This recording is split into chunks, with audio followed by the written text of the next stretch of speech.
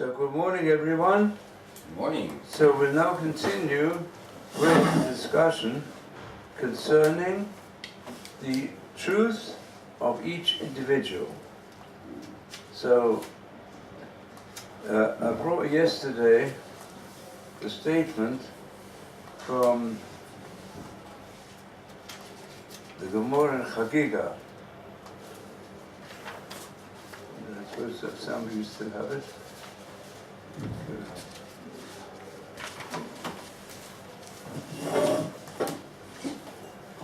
Which deals with this question.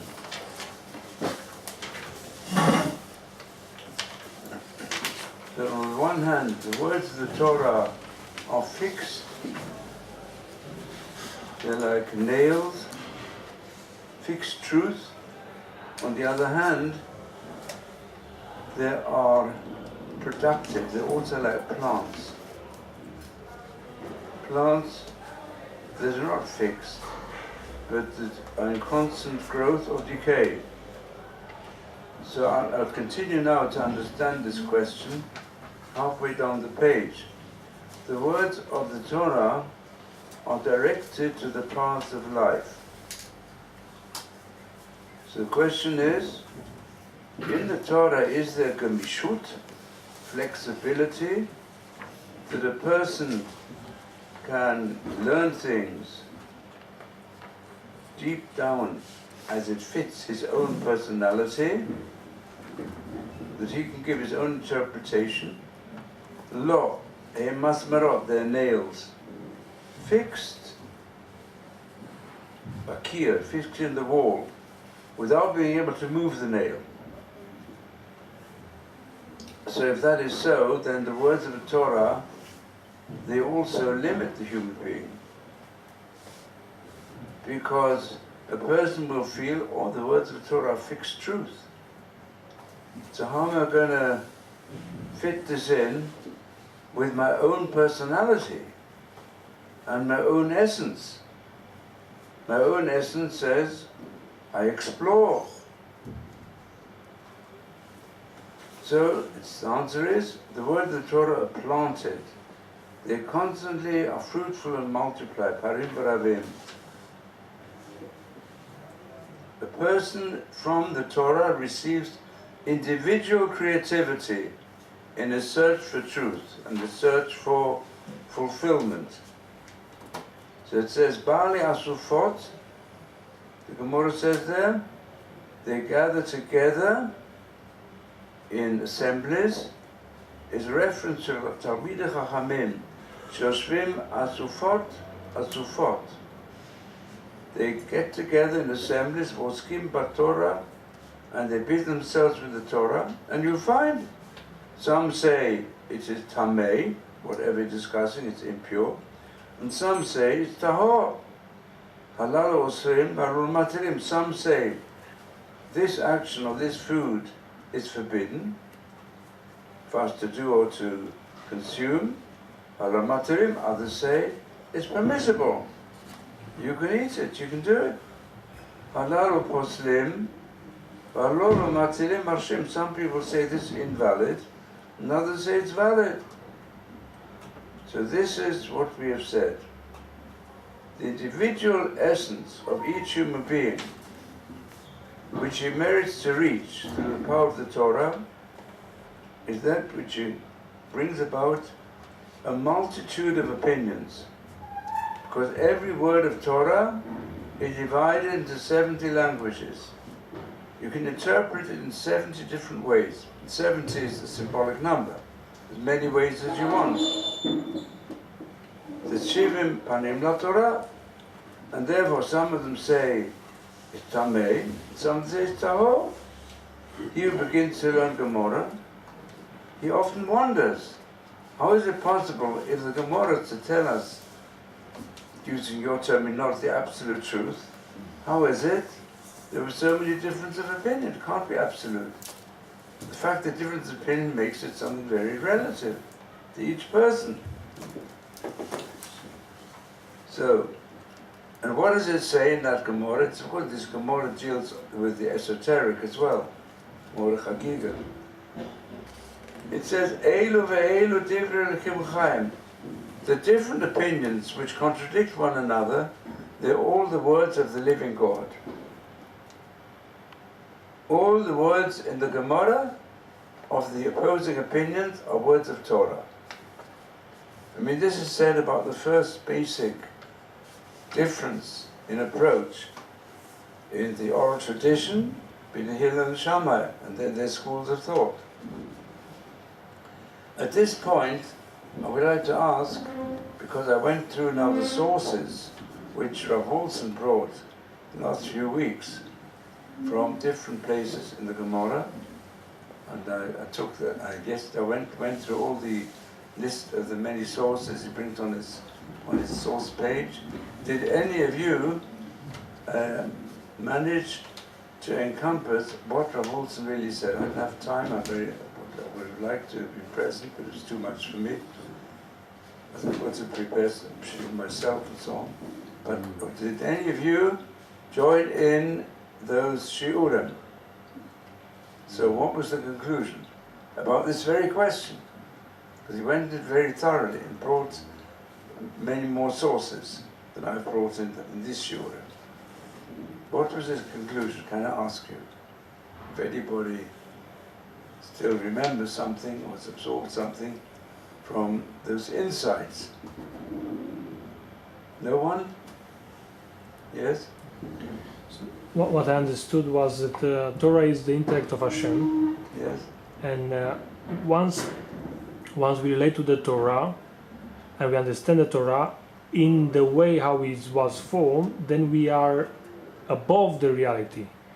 And once you have to apply the Torah in a physical world, then you have to take something which is infinite and make it finite. So when it comes down into this world, then the arguments start to appear, and you can have just one way, one answer. But before that, in the abstract term, then all the opinions construct a single truth, which is that's the absolute truth. Also, God isn't in the universe. The universe is in God. How can that be absolute truth? If you have all different opinions, how can that be absolute truth? We just don't know which one's right.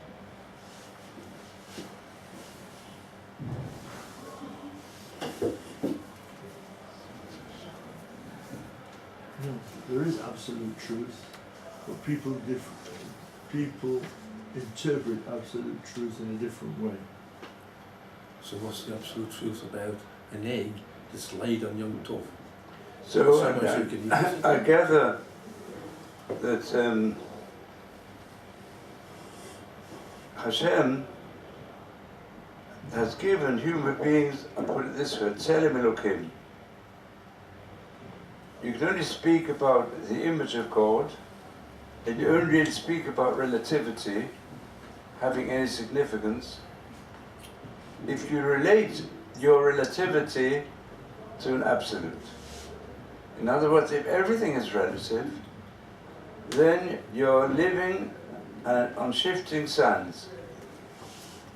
As in fact, when the author of Logic, Language and Truth, who believed strongly in the truth of logic and sense perception, he says that's the only reality, and nothing else is a reality. And that's supposed to be called logical positivism.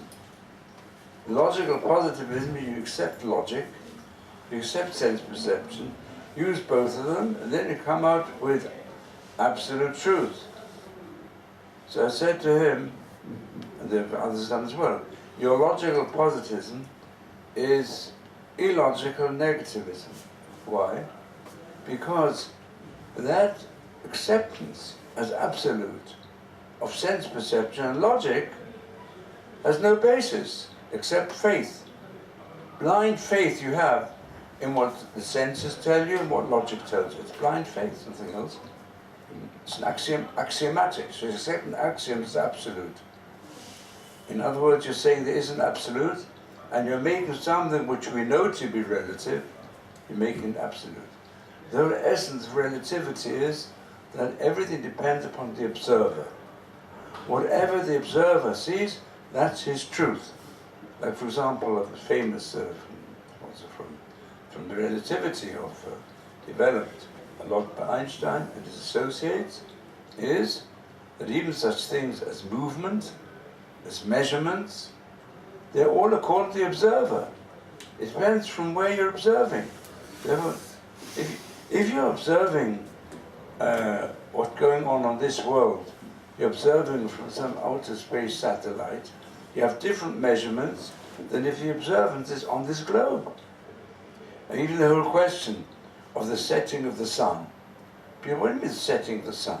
It's not the sun, it's not the setting of the sun, is because of this, of the motion of this globe. Yeah, it's quite true. From the aspect of the sun is the motion of the globe, of the earth. From the earth, it's the motion of the sun. It's all depends.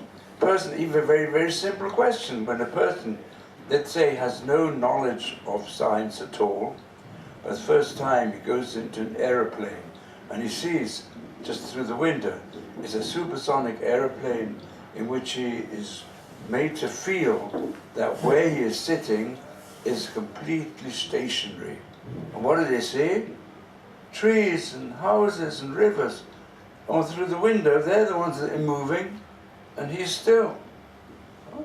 So it depends from where your observation is. So someone who accepts logic, that means human logic.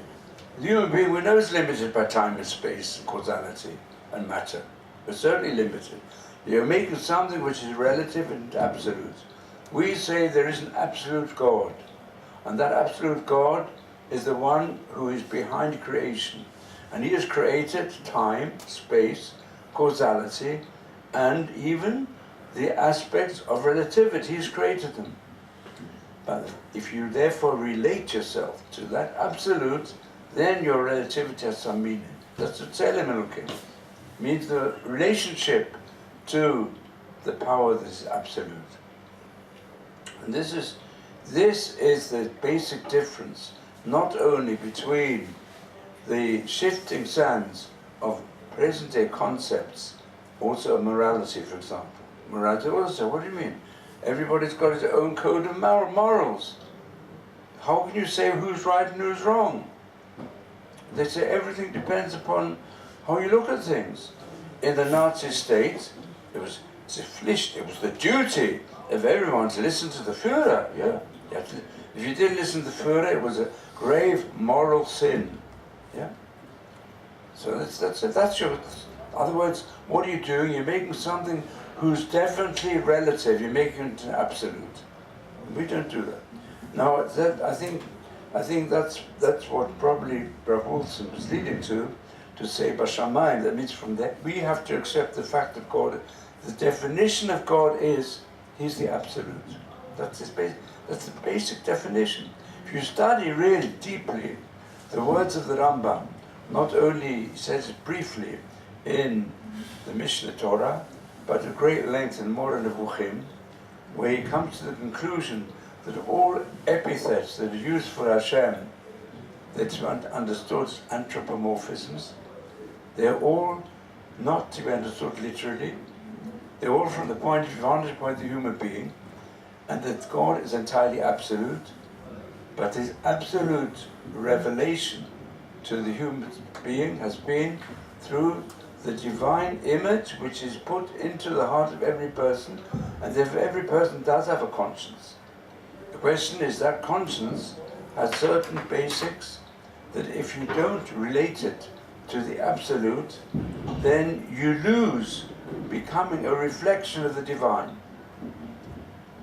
That is what Hashem has revealed his will concerning the Noachide Code.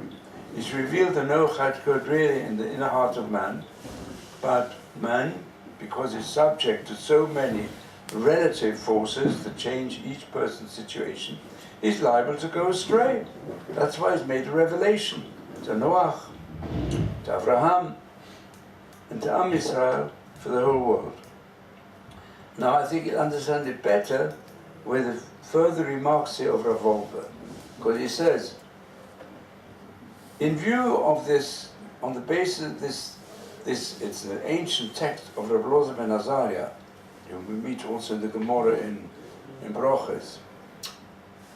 A person will say, if there can be such difference of opinion in applying the Torah, we go to applying morals, in applying the laws of the Torah. So a person will say, Shema Yomar Adam, Heichon Yelamed Torah Me'ata. How can I learn Torah now? I've got so many people saying this is forbidden, others saying it's permissible. Talmud Loma Kulam Nitnu Mero Echad. They were all given by one shepherd. Which means Kele Chad Natanam. One God has given them. And also one who is a leader of mankind has set them over, not in his own name, in the name of the Master of all works, Baruch Hu. Because the Devar Elokim, by Daber Elokim, Eid Kadum Eile. God stated all these words. So Avata, you also make your ears like a funnel that wants to receive the truth, like you want a funnel takes in liquid and sift it. So go listen to both sides. Since all the different points of view, they're trying to reach the ultimate truth, make your ear to listen and learn, to understand all aspects.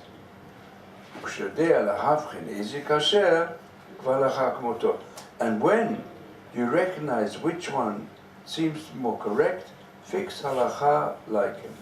Now first of all, this is as follows. We see from these remarks. If we wouldn't have the Torah,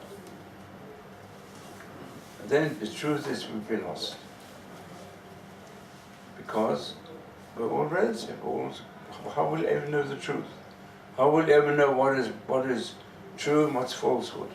Like, for example, one of the great masters of literature, he's a great thinker as well, he said, there's no such thing as good and evil. Tis only thinking makes it so. Only thinking again? Nietzsche? There's no such thing as good and evil. Nietzsche. Tis only thinking makes it so. Yeah. The British genius said that. What's that? That is a red. And he brings it in quite often in his suit. He was one who recognized this, that human beings make their own definitions.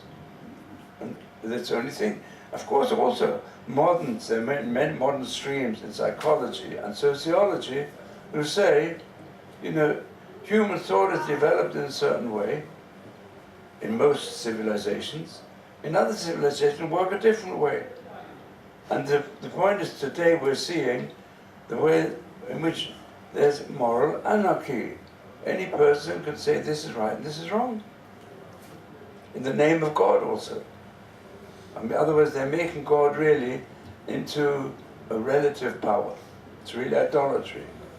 So this is the difference between, today also, between the deeper thinkers and men of truth in the Muslim world, who are unfortunately a minority, and those who have distorted the Quran, distorted Muslim thought.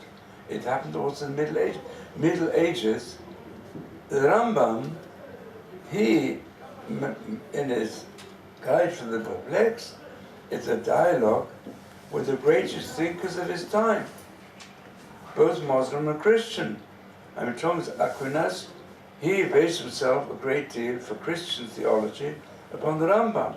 And many of the great Arab thinkers, they regarded the Rambam as the greatest philosopher of their time, also the greatest doctor of the time, the great man of science of his time. And there was a dialogue. On the other hand, in his time also, the Rambam experienced also the other side of the coin, the wildness of Muslim, which he describes in a few of his letters, especially in Igeret Teiman, where the Muslim leaders were as fanatical as those we find around us today, in many ways. And in fact, how he interprets some Pasukim in Tehillim to refer to them is amazing, because in his time it existed also, but the way he describes it, it explains what's happening today. That they're Peri Adam. Never, you can't, no point talking to them. They're just, the wildness takes over, which has reached such terrible proportions. But there are still some left. For example, the head scholar, one of the greatest in Europe, professor of Islam at Rome University, it's called Sheikh Palazzi. And he is also the leader of the Muslims, officially, in Italy. And he is very much against this whole trend. He's trying to battle against it. But, you know, a bit of a voice in the wilderness. He's often spoken here in Israel as well, because thinks Israel is right and the Muslims are wrong. What they're doing, they're going against the Quran. And I saw recently there's a person who used to be a member of Hamas, a Muslim, and then he was taken a prisoner, and then he found out more about what Jews are really like, what Israel like, not how he was taught, and he found out that Hamas and their ideology is against everything moral and against the Quran, and he started working for Israel. Of course, then he was under threat of death, but he was in prison for a time. From prison, went to America and became a Christian, gave up Islam.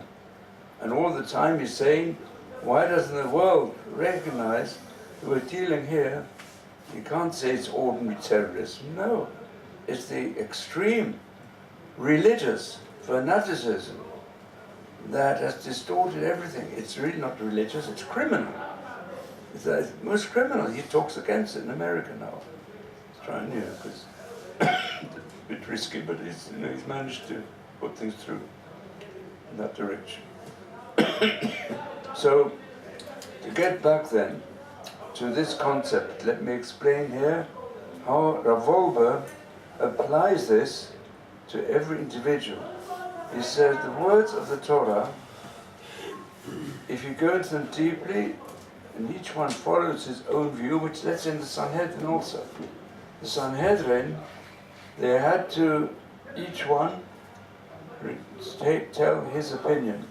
That's why they used to start with the lowest level of scholars that were members of the Sanhedrin. They should first say their opinion, because they shouldn't be influenced by just giving in to the majority or to the older ones. But they said it first. Then everyone said their opinion, then they discussed it. So if there are frequent differences of opinion between them. But then the rule is, you follow the majority. That's what Hashem wants us to do.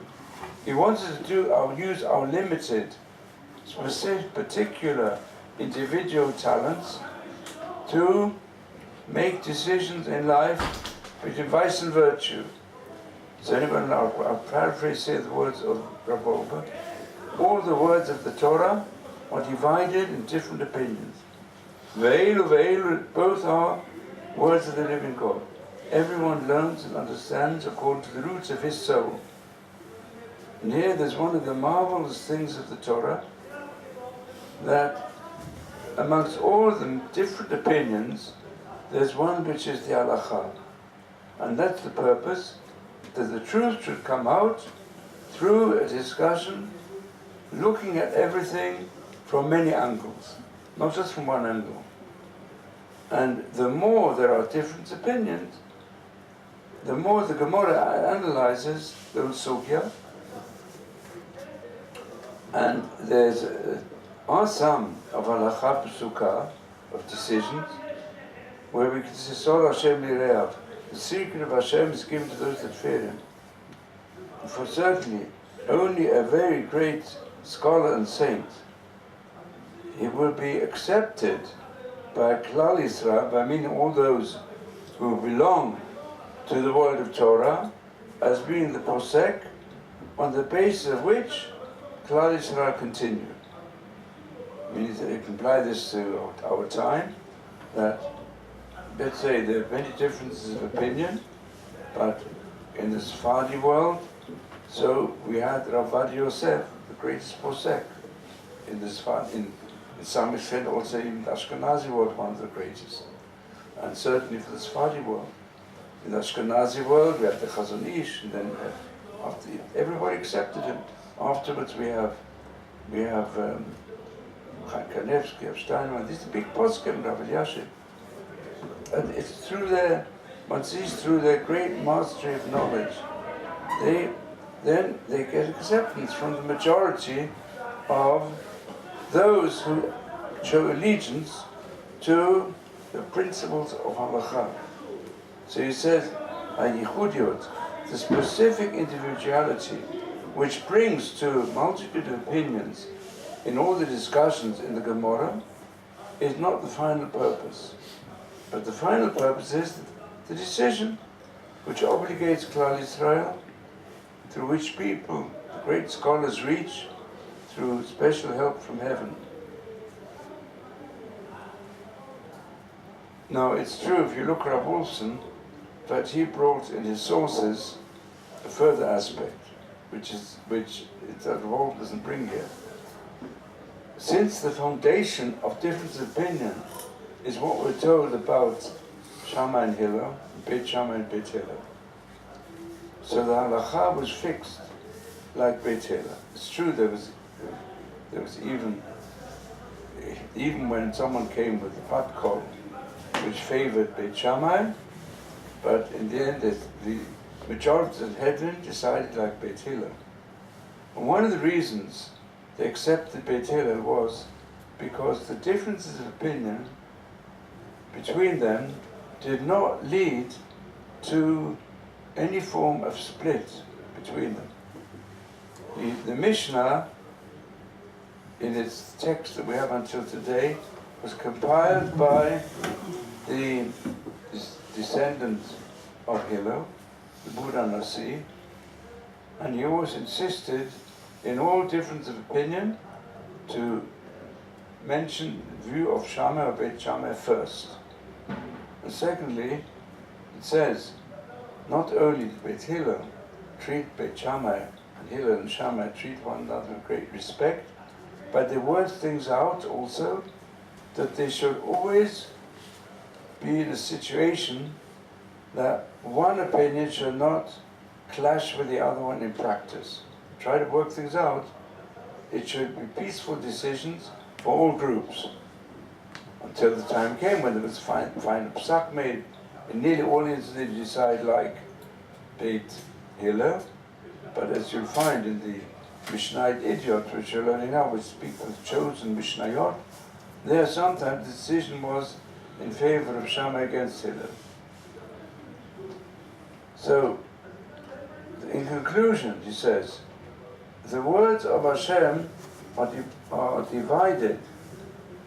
They are like a hammer that breaks up a rock into different pieces to clarify the truth through the individualism of everyone. So the Talmud Chacham himself, he widens his understanding to become a person whose Torah belongs to the people of Israel and to uphold the world. And the Torah itself, with all its different opinions, is transformed into a conclusion of a halacha which obligates all of Klal Yisrael.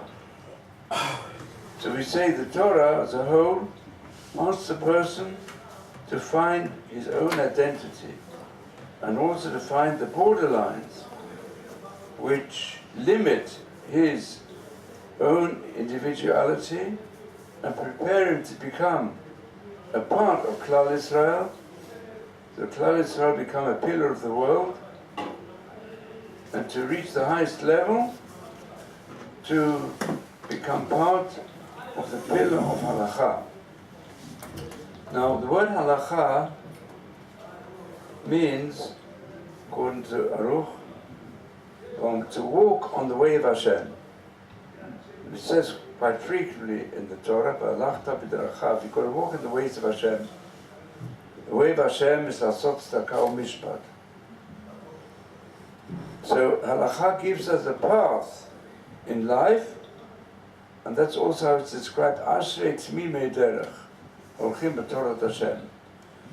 The longest praise of a life of Torah is chapter 119 of Tehillim. So it begins with the words, happy are those who are able to follow a perfect path. Now, perfection, we know that we can't be perfect. In fact, in general usage of the word perfectionism, it's even regarded as a very negative trait. When a person thinks everything's got to be perfect, and often it brings him, if it's not perfect, he gets frustrated. So we're not talking about that type of perfection. But the truth is that perhaps the real ambition of a person is to become more perfect.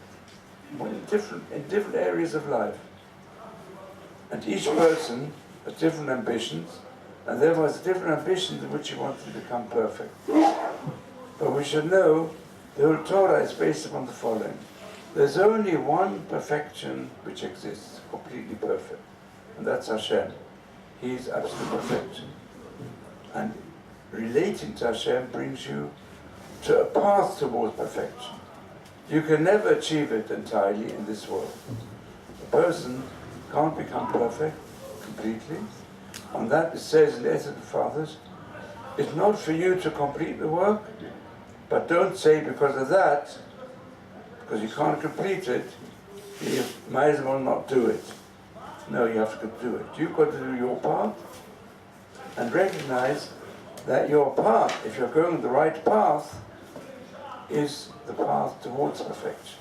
So it's that, that's right, Tamimei Derech, the Torah is Hashem Tamimo. The Torah of Hashem is complete. It's perfect. It's the absolute truth. But we ourselves, in fulfilling it, in studying it, we can only reach the attempt to go on the path towards that perfection. We can't reach it entirely.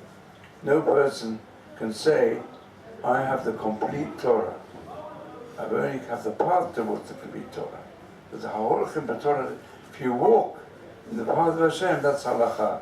Halacha means your daily pattern of life is to walk in the path of Hashem. And that's what can save the world. And that's, if you want to go a bit further, I did refer to this very interesting. This Carl Jaspers, whom I quoted, is that's what he says. The only thing that can save the world is if all human beings learn your day-to-day path in which you go will be guided constantly by an ethical directive, the source of which is in the Torah of Hashem. And now I'll tell you another episode that illustrates this. Somebody brought me, many years ago, an article in the publication Weizmann Institute on scientific research. There was an article about Moses and ecology by one of the biggest professors on ecology. So I read that article. It was just unbelievable. It said Moses had fantastic knowledge. According to him, Moses, he preceded in his descriptions in the Bible and his laws he gave over the people of Israel, he predicted what took thousands of years of growing research in ecology and came to the same conclusions. And he describes laws of Schmidt and Yovel, describes the different birds, the different species, This all fits in with modern ecology. So there was a conference shortly afterwards here in Israel, International Conference on Ecology. He was one of the speakers. So I went there to the hotel. I said I'd like to meet him. I met with him, and then he said to me, I explained to him. I was very amazed by his article. Even he came to visit the yeshiva, because very interested to find out. I told him there's much more. They're dealing with the Bible, but if you look in the Mishnah and the Talmud, there's a lot more ecology there. So I introduced him to different books on ecology. He came to the yeshiva, I had a longer talk with him. I said to him, listen, you really believe Moses could have done? How could Moses know all this? He says, I don't believe it was Moses. Moses can't know such things. Couldn't have known. He's a human being. But it's God himself. It says in the Bible, God told him. It doesn't come from Moses, it comes from God. So I said, well, why did you put it in? Why did you say it's Moses? Say it's God. He says, if I put that in, they wouldn't publish it in the academic world. It's not academic, not to do that. And I'd lose my position. They wouldn't listen to my lectures anymore. They said, what do you mean? You're trying to teach faith. But he says, I've got no doubts. This is the word of God. And then he wrote, there are many more, emailed me, he's written many books on this subject. No living, but of course is What's the name? Professor Hutterman. Yeah. And I published it. I published it in the Jewish Study magazine. An article from him, basically. So this is, in other words, where's absolute truth? The Word of God. And if only people would recognize the Decalogue as absolute truth, in the way in which it's explained in the oral tradition, the world would be a different place. And we're the ones we're carrying it. And that's why Hashem is assuring us that He's going to always assure He needs it in order that this world should continue to exist. So therefore, the Jewish people have to continue existing. And even though the majority, unfortunately, have lost it, they've become too much sunk in the ways of the Gentiles, they've forgotten all about it, but there'll always be a core, a remnant, a sheirit, that will retain its loyalty to the absolute truth of the Torah, and thereby save the world. So please, any questions on all this? Because this article I've finished more or less, but any questions on it, I'll take at the beginning of tomorrow's shiur.